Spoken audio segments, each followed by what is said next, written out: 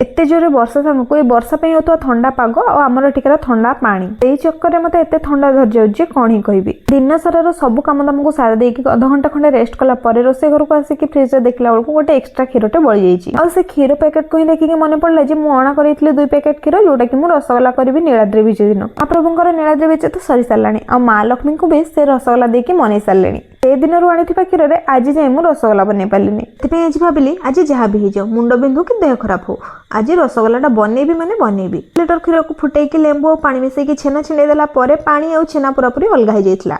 तापर गोटे कटन कपड़ा छेना को छाणी नहीं कि भल भाव में चिपुड़ी देला 3-4 थर ठंडा पानी में धोई देती और रेडी होता मोर छेना को गोटे प्लेट को काढ़ी 10 मिनिट जाए हाथ में भल भाव में चकटी देती। छेना चकटाटा जब भल भाव में न हुए ताहले रसगोलाटा बिल्कुल भी भल हुए नहीं। मुझे जो रसगोला बनाए बिल्कुल भी सीटी मैदा आड करे किंतु आज जो चकटा बनई से भाविली आज टिके मैदा आड करके बनइबी। छेना चकटा रेडी होला अधा चामच भी कम मैदा देकी 5 मिनिट खंडे हाथ में बढ़िया भाव में चकटी नहीं आम छेना चकटाटा चिकन होकर पूरा डो सेप को पलि आसाला। छोट छोट गुला करके रसगोलार सेप देदेली आउटे लागली मोर सीरा प्रस्तुत करने। महाप्रभु और माँ लक्ष्मी प्रेम कहानी केते नियारा हेले आजिकली पहाड़ उपर ठेलीदेला किए ब्लू ड्रम पुरे देला किए विष देकी मारदेला। हाँ किंतु समस्ते सेमती नुहंती सब जिनस जमी भल और खराब रही सेमती दुनियाटा भी भल और खराब ही चलती। गपु गपु सीरार प्रोसेसटा भी अधा सारा अधा गिना चीनी रे 2 गिना पाखापाखि पानी देकी पानी को फुटिया छाड़ देती। पानी फुटी आसला बेलू गुजराती गुंड आड करी और से टाइम ही आड कर देती छेना गुड़ा गुड़ी को घोड़े 15 मिनिट हाई फ्लेम रे आउ 15 मिनिट लो फ्लेम रे कुक कला